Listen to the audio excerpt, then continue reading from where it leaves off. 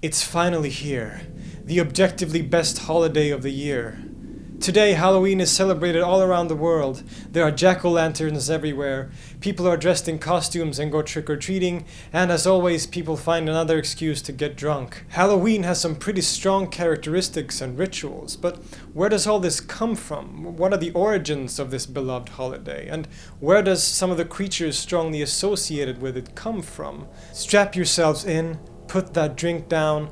Seriously, you need help, and I might just tell you.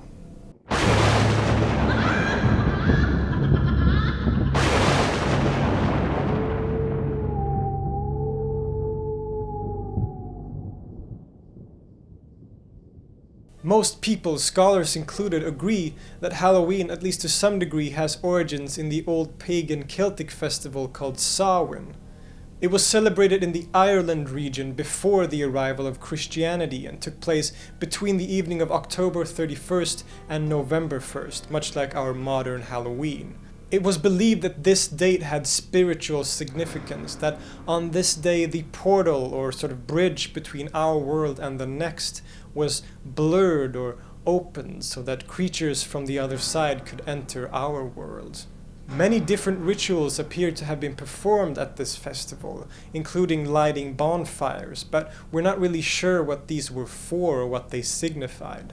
In fact, it should be remembered that much of what we know today about Samhain was written down long after the arrival of Christianity, and there isn't a lot in the ways of written material that exists from before this time.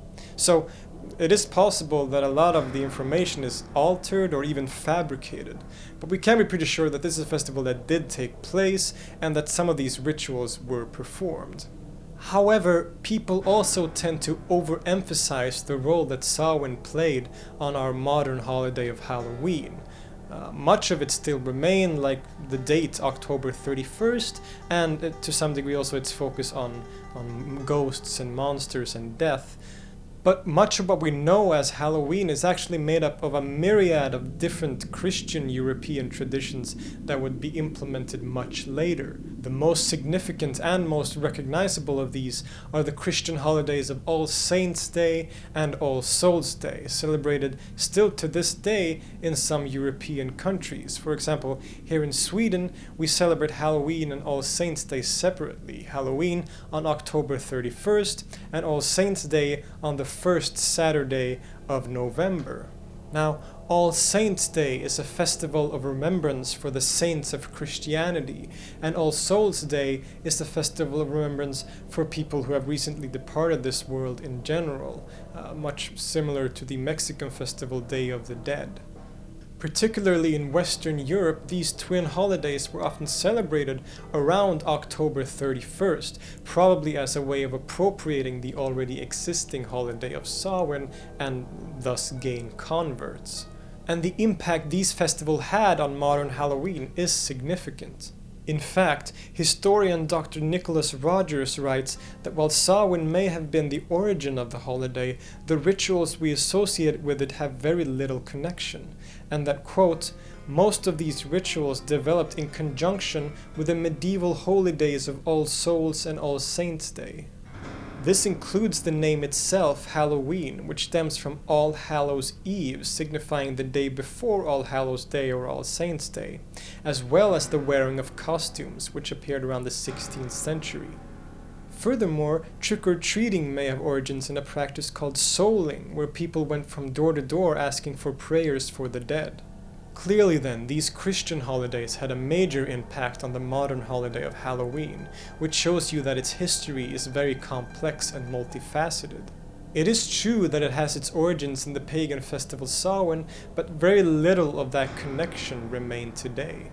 For most people, Halloween is a day of partying, eating candy, dressing up, and watching horror films. I at least very strongly associate Halloween with some of our most famous pop culture monsters like Dracula, Frankenstein's monster, and werewolves.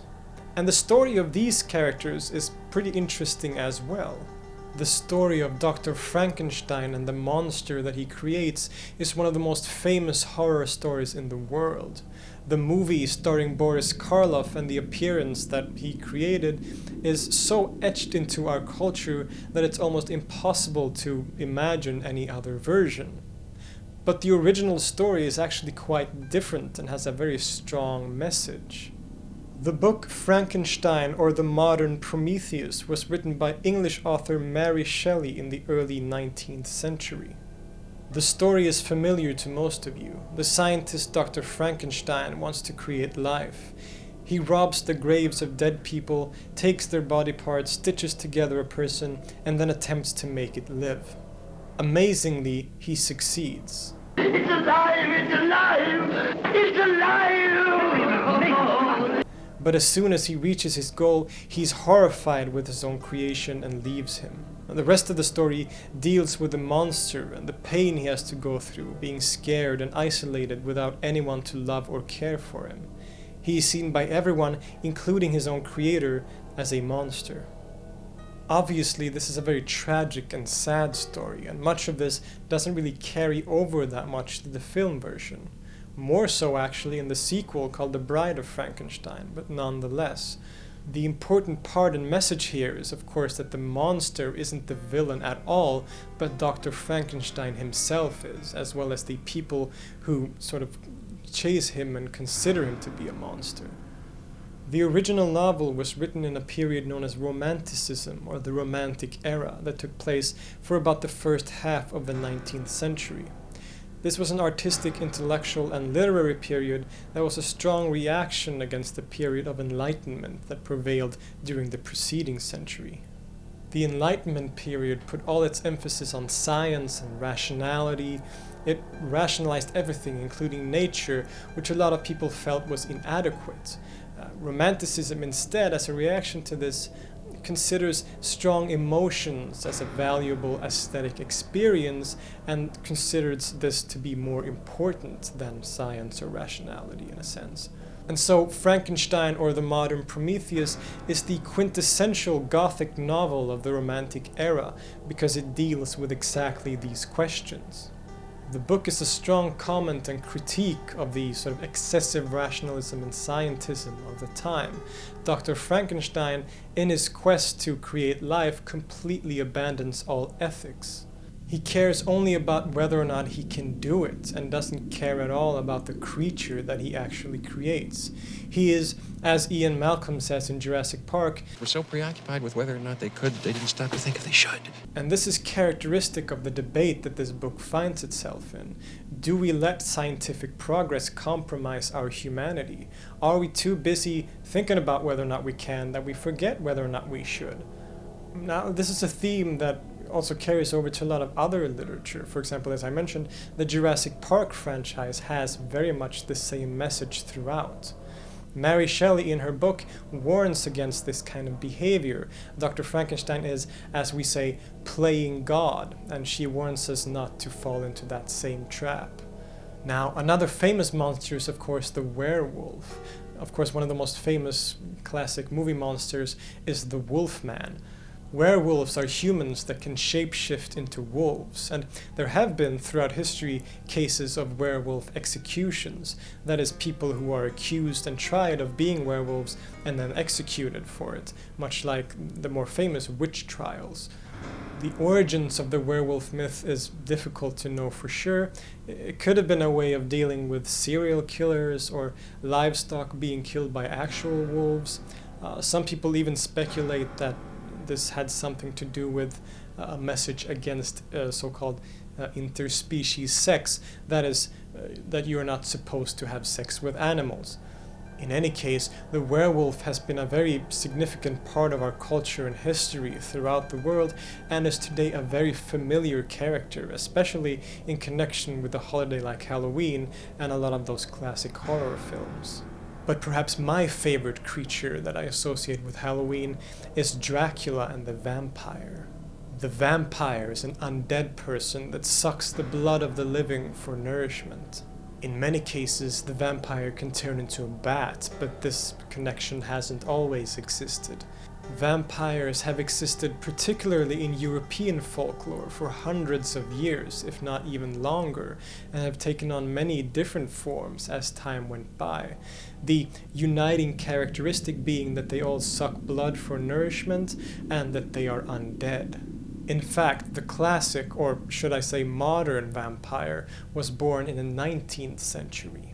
In 1819, John William Polidori's novel The Vampire was published, which is considered by many to be the first to create a coherent genre of vampire fiction. Later that century, though, in 1897, the Irish author Bram Stoker would release what is probably the most significant novel ever for our modern conception of vampires. He called it Dracula. This classic character, vampire of vampires, Dracula was actually partly based on a real-life person. A ruler in Transylvania in the 15th century called Vlad III Dracula, more commonly known as Vlad the Impaler. It is said that Vlad killed upwards of 100,000 people throughout his reign, and very characteristically, he had his enemies executed by impaling them. Legend says that Vlad would sit at his dinner table and eat as people were brutally impaled in front of him, a kind of dinner entertainment, if you will. The name Dracula actually comes from the Romanian word Dracul, which means the dragon.